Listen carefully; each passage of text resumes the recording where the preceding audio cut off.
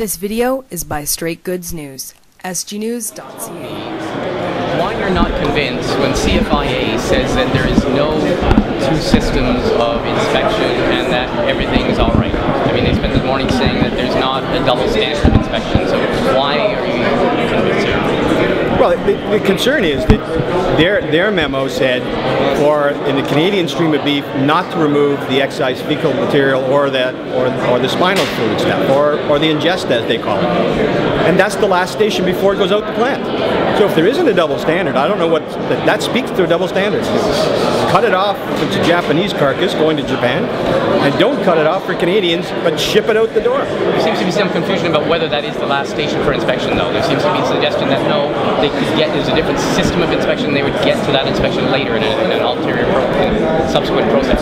In that slaughterhouse, there is one station left before it exits the plant, and it's a shower. It gets showered. There are no more inspectors beyond that last inspection station. That is the end. And there's been some suggestion, some reports that the shower can take care of it, the decontaminating or disinfecting shower can take care of the contamination. The shower will not wash off fecal material. In fact, we have it on authority from one of the chief veterinarians that it actually may just spread it around the meat, in which case the carcass would be even more contaminated if you just simply cut it off. And what about people who say that this was a 2008 memo and that obviously things have changed since then? Well, certainly things have changed, but they didn't change until 2 weeks ago.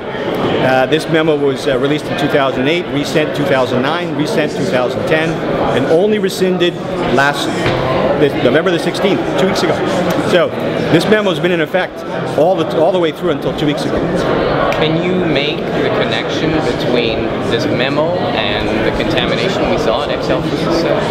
At this point, there isn't an absolute clear road from this memo to the contamination we saw at XL, the E. coli contamination. So it's not a clear-cut road, but clearly this would have posed significant risk. It just adds another risk in the system, one that they should have eliminated. They didn't. What do you make of the fact that we have two streams, it would seem, or two treatments for beef destined for Japan and the rest? Well, what it says to me is the Japanese standard is an excellent standard, and we ought to follow that standard as well. Is it justifiable to have two standards, or at least two, I don't know, are there two separate lines? Because that's unclear as well, whether there's two separate production lines. They're making it sound as if there's one production line for Japanese beef and another production line for domestic beef. Well, I mean, what they're trying to tell us now is that what the Japanese standard was, the cow has to be 21 months or younger. And so that's fair, that's what they've asked for. But as far as fecal material is concerned, it has to be the same for both.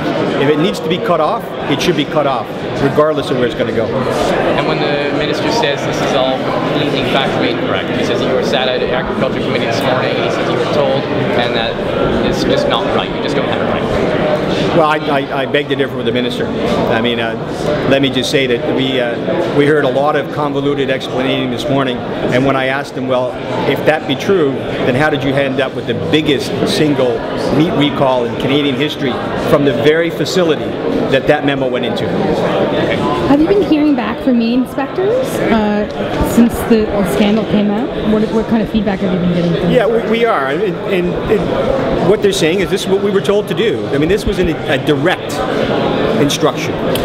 Are they saying that it's a two-tiered system? Well, what they're saying is, here's what we were instructed to do. We were instructed to do it one way for a Japanese carcass and another way for a Canadian carcass. So they don't have to say it's two-tier. We're looking at a system that's saying treat domestic cattle one way and treat the export cattle totally different. And our view is they should all be treated exactly the same when it comes to fecal material that's on cows and indeed spinal material that may be left in or ingested that may be left on a carcass. It needs to all come off.